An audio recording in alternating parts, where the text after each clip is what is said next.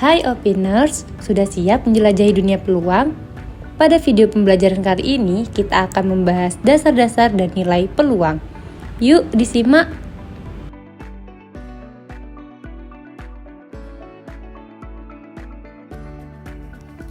Dasar-dasar peluang.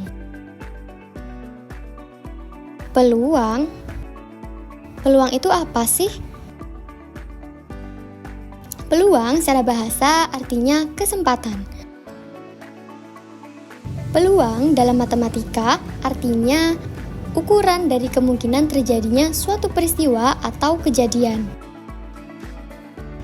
Mengapa sih kita perlu belajar peluang?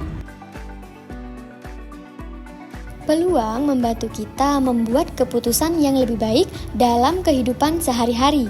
Dalam banyak situasi, kita tidak dapat memprediksi hasil dengan pasti.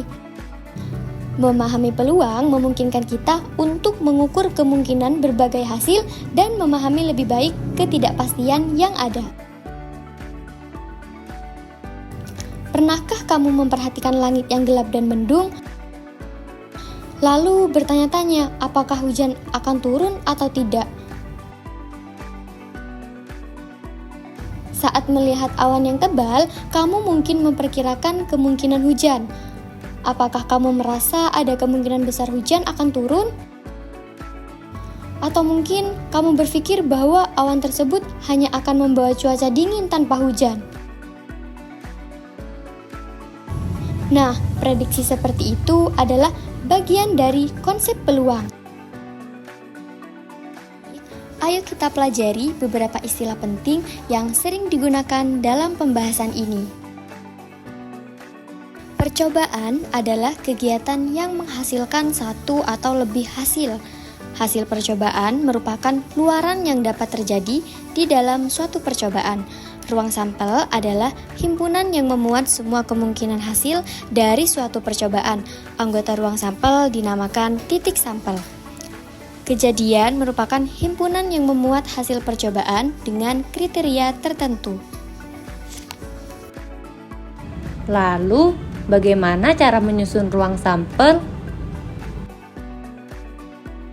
Terdapat 3 cara untuk menyusun ruang sampel. Yang pertama, mendaftar. Kedua, diagram pohon. Dan yang ketiga, tabel. Pertama, mendaftar. Metode ini melibatkan penulisan semua hasil yang mungkin dalam bentuk daftar. Ini merupakan cara yang paling sederhana dan langsung untuk menyusun ruang sampel, terutama jika jumlah hasilnya terbatas. Contoh soal, saat kita melempar 2 buah koin sekaligus, maka titik sampel atau semua hasil yang mungkin terjadi dari percobaan tersebut adalah AA, AG, GA, dan GG. Maka diperoleh ruang sampel S sama dengan AA, AG, GA, GG. Banyak anggota ruang sampel yaitu 4. Yang kedua, diagram pohon. Diagram pohon merupakan metode visual yang menggambarkan semua kemungkinan hasil dari suatu percobaan. Metode ini berguna untuk percobaan yang melibatkan beberapa langkah atau keputusan bertahap. Contoh soalnya, sebuah eksperimen dilakukan dengan melemparkan 3 mata uang sekaligus. Setiap mata uang dapat menghasilkan 2 kemungkinan hasil, yaitu angka atau gambar.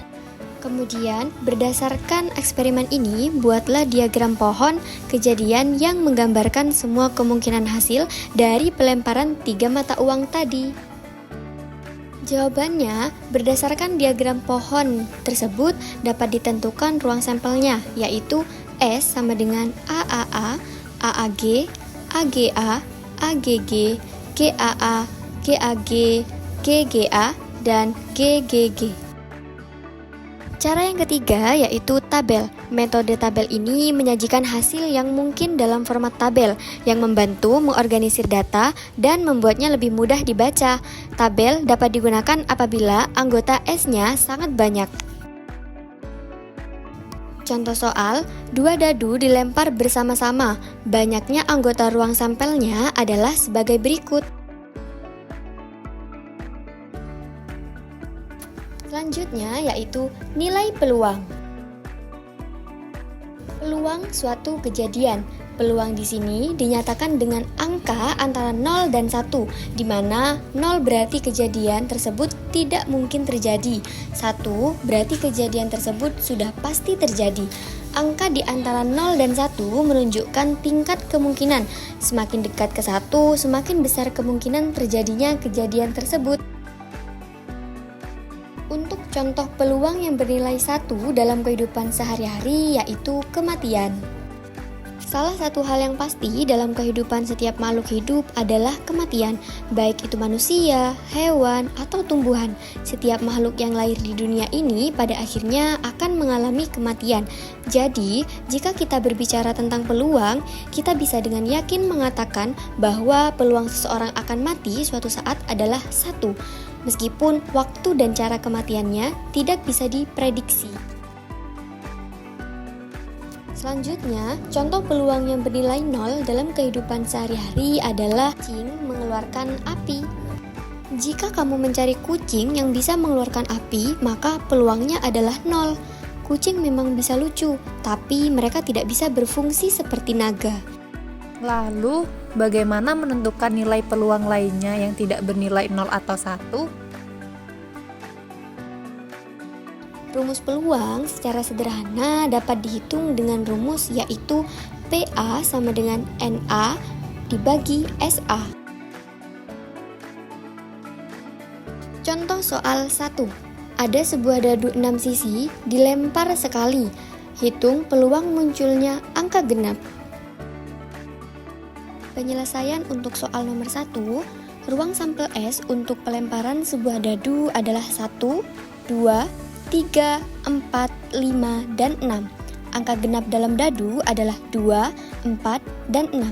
Sehingga diperoleh peluang munculnya angka genap sama dengan banyaknya angka genap dibagi ruang sampel, yaitu 3/6 kita sederhanakan menjadi 1/2. Jadi, peluang muncul angka genap adalah 1/2. Contoh soal 2. Sebuah koin dilempar sekali. Hitung peluang munculnya sisi kepala. Untuk penyelesaian soal nomor 2, ruang sampel S untuk pelemparan koin adalah kepala dan ekor. Jumlah hasil yang mungkin adalah 2. Jumlah hasil yang diinginkan, yaitu kepala, adalah 1. Sehingga kita peroleh peluang munculnya kepala sama dengan banyaknya kepala dibagi ruang sampel, yaitu 1/2.